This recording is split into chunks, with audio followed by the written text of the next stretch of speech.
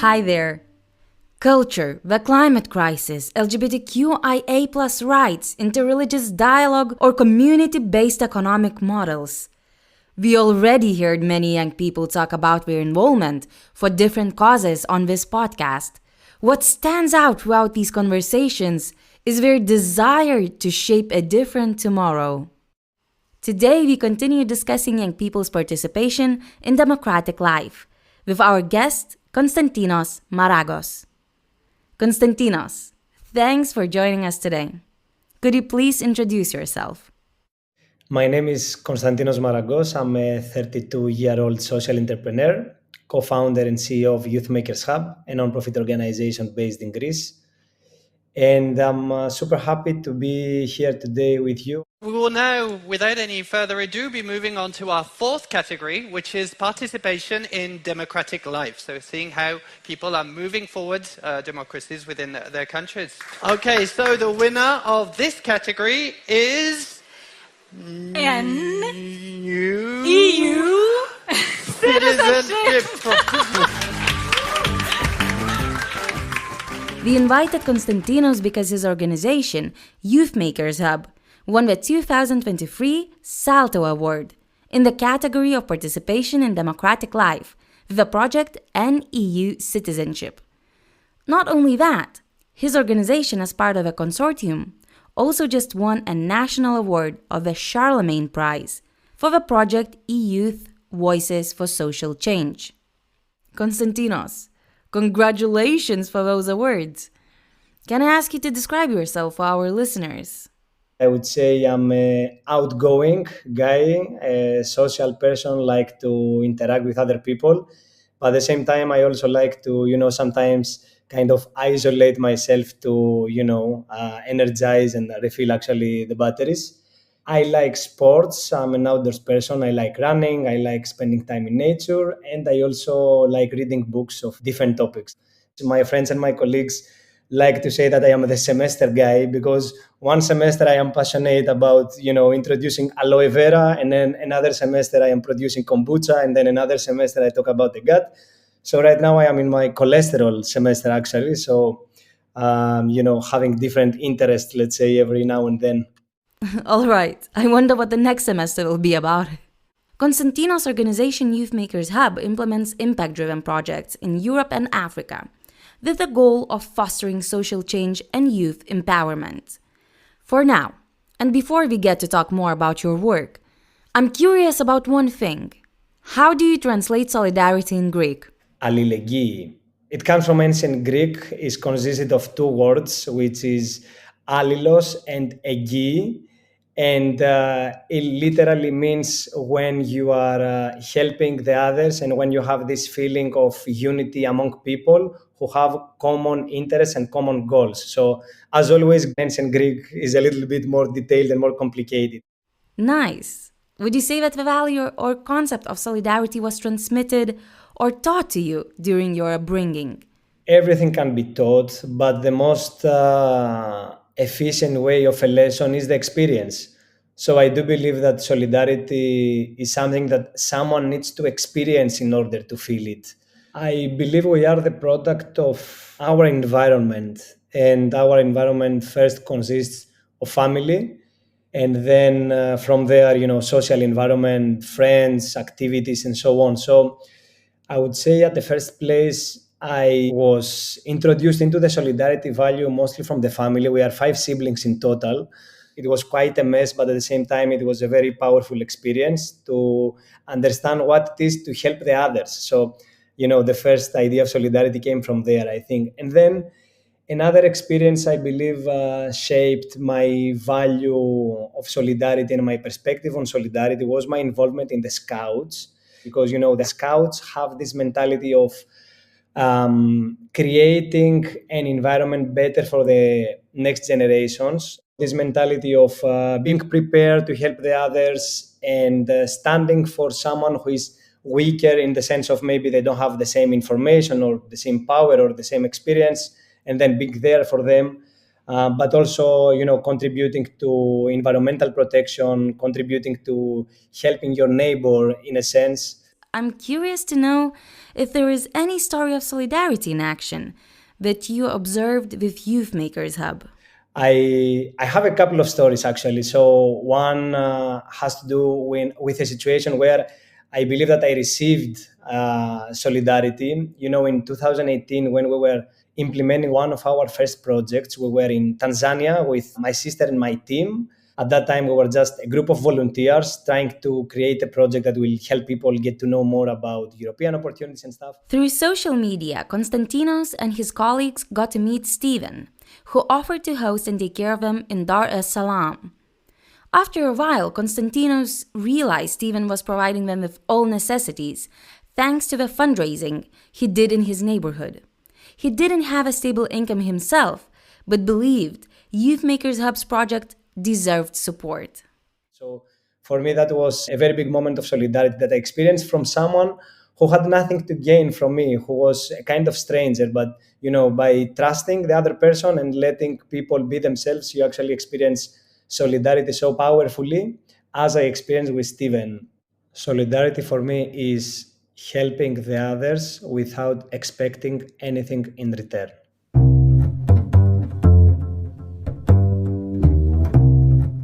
Let's talk more about Youth Makers Hub as an organization. How did it start? What was the first impulse for you to fund it? And how did you end up going to Tanzania? Youth Makers Hub started as a dream or as a passion, I would say. A passion and a need drove from my sister and myself to give back.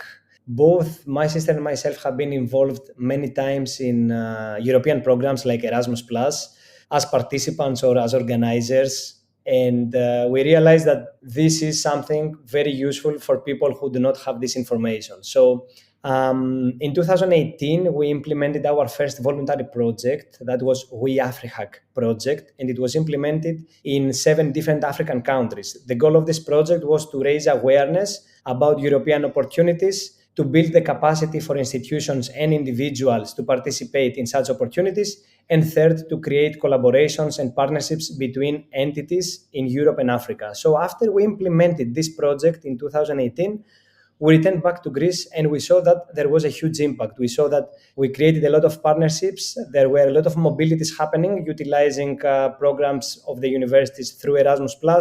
Students, academic staff, administrative staff, youth workers started benefiting from mobilities from Europe to Africa and from Africa to Europe. And in January 2019, 30 of January 2019, we officially opened the Youth Makers Hub, a non-profit organization based in Greece, which is specialized in capacity building and communication dissemination.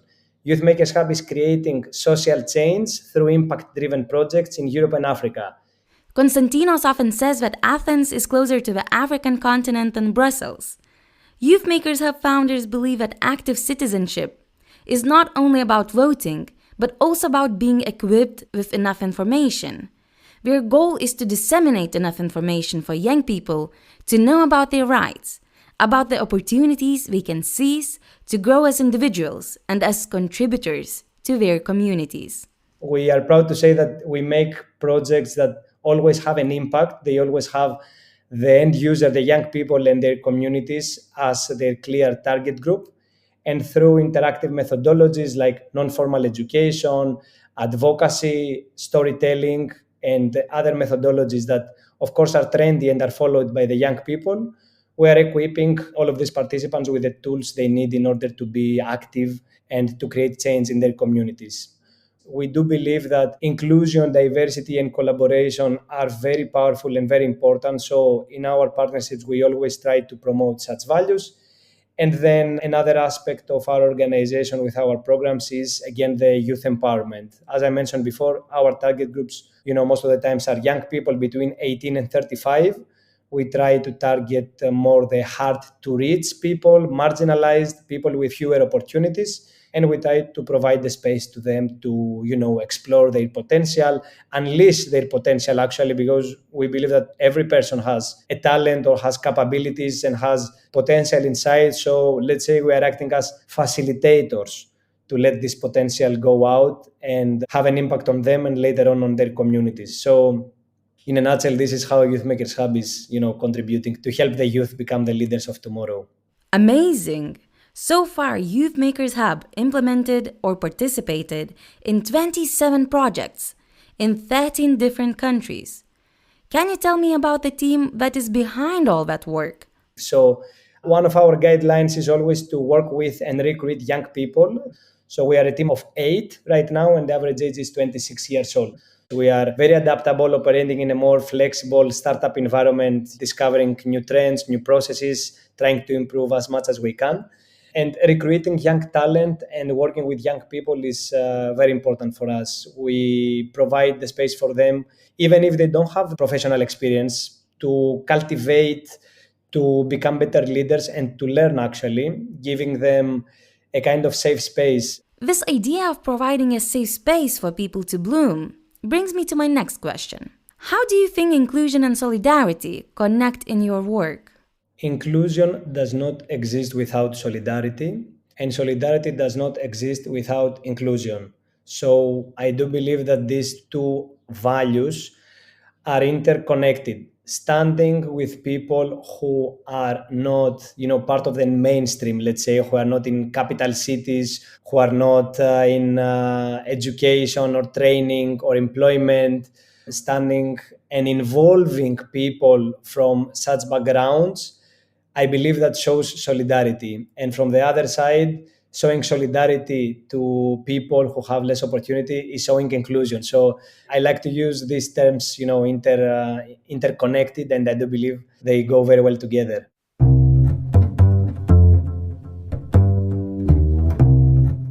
Okay, now let's talk about NEU Citizenship, the project with which you won the SALTO Award for participation in democratic life. Can you give us the backstory for this project? Active citizen is an informed citizen. That was the idea from the beginning. Behind every successful project, there must be a successful collaboration. This is what happened with the NEW Citizenship project.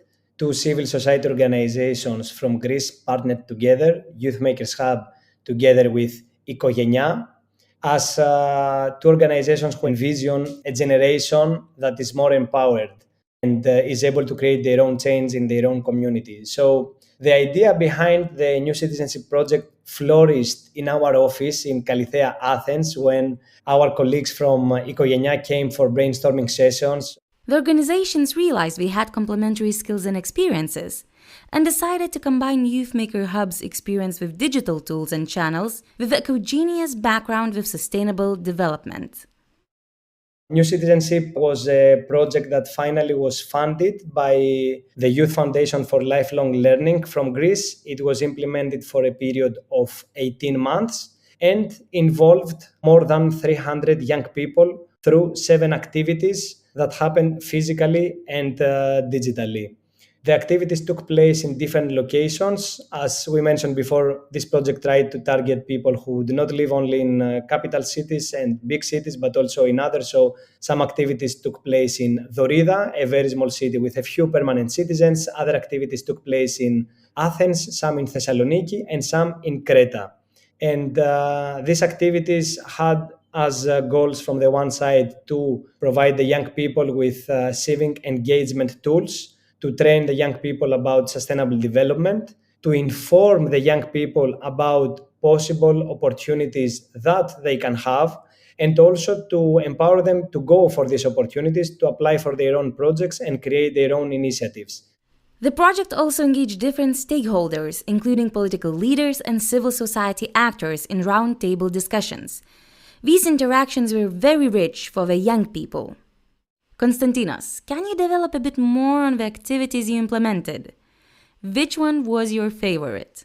I would say that all of these 7 activities had an innovative element. One of them, for example, was the first climathon that happened in Greece. That took place in Creta, and through partnership with the local municipality and other civil society actors, we were able to implement the first climathon, which involved also young people, also children, but also people who are a bit older, to find solutions for specific thematics. But personally, if you ask me, my favorite activity, I think, was the State of the Union that took place at the University of Piraeus, where we actually trained the students about the opportunities that they can participate and they can benefit from. Some of these opportunities include the program Erasmus for Young Entrepreneurs. It's a program that helps people who want to become entrepreneurs to make a mobility to a host organization for a period of 1 to 6 months, and other opportunities that were related to youth exchanges and training courses and other Erasmus Plus initiatives that the young people could actually participate. So the one side was to raise awareness and inform about this,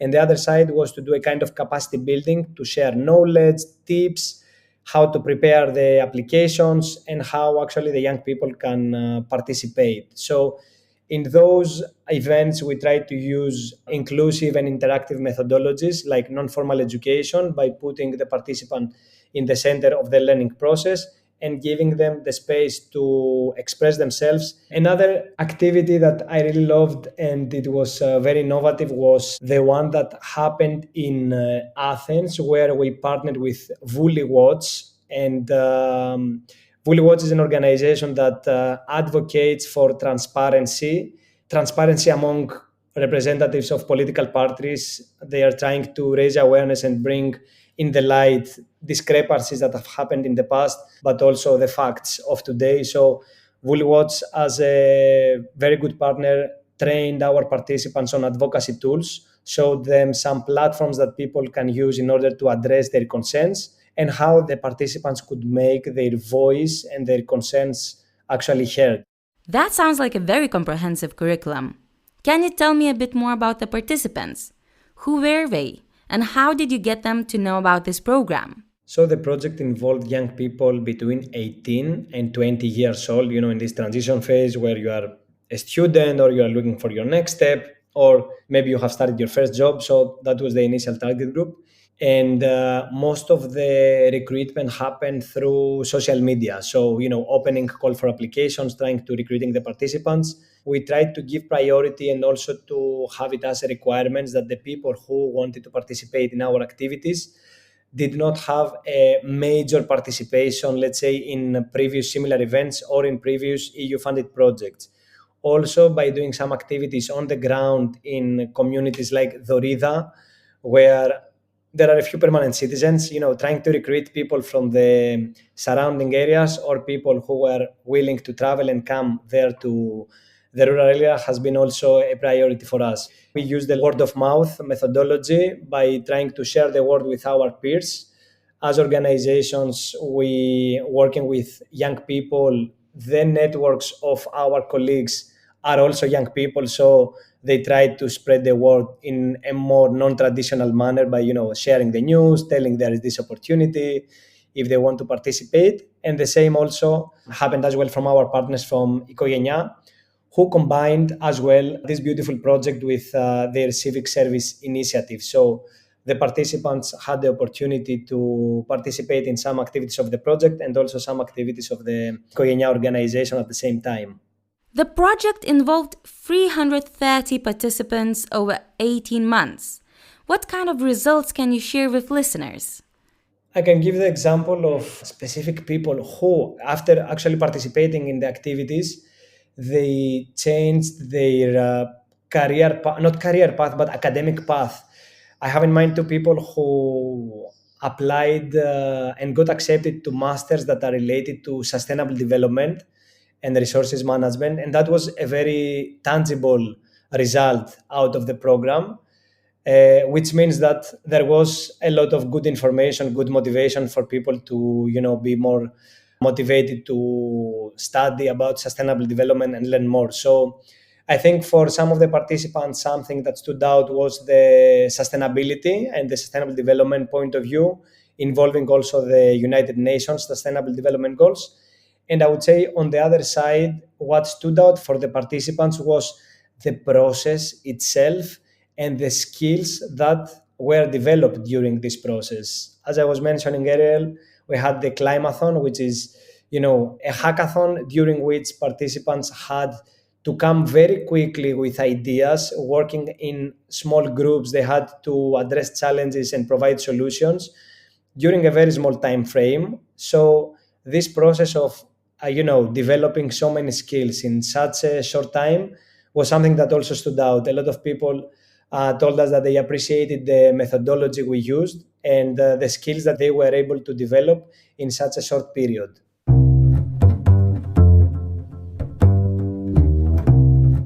Why do you think empowering young people matters? Empowering young people matters because they are the future. I believe that young people should have a say now and later, and the more we train them, we build their capacity, we empower them now, the better our societies are going to be.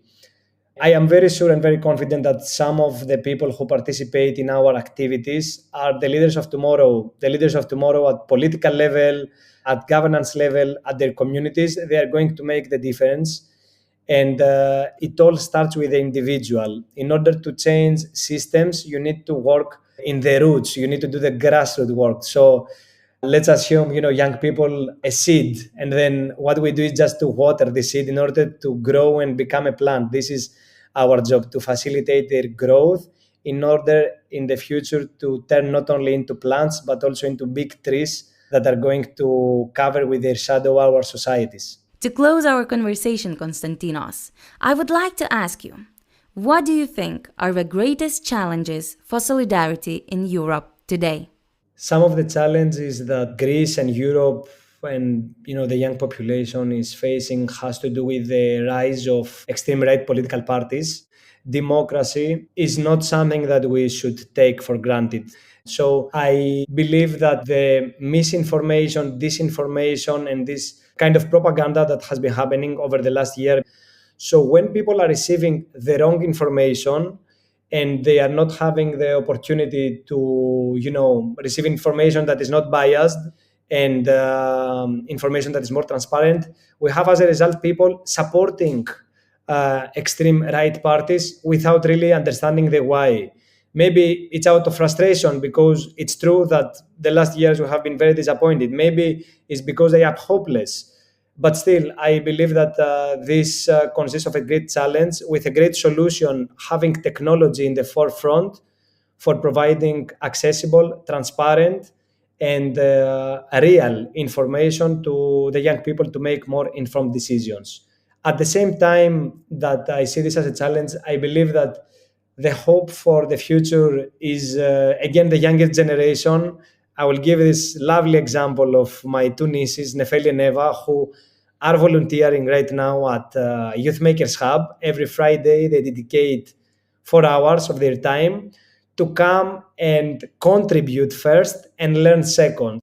They are just 13, 11 years old. So this generation has another knowledge that we don't have. They come and they contribute to sessions on how to use social media, what are the trends, how to approach young people in TikTok. And, they share their passion and their ideas with us. And from the other side, we are trying to help them by allowing them to develop skills. So taking the inspiration for these two wonderful girls, I do believe that the hope for the future is this new generation that if we cultivate correctly from very early, we're going to enjoy the fruits later on. This example brings us back to the power of intergenerational collaboration when it comes to shaping the future. Thanks a lot, Konstantinos, for this conversation. Thank you, Kamilija. It was really a pleasure talking to you. Cheers. Cheers. Our next episode is the final one for this season. With our guest, we will explore what justice means and why it is an important concept when talking about solidarity. I hope I got you curious and you will join us again.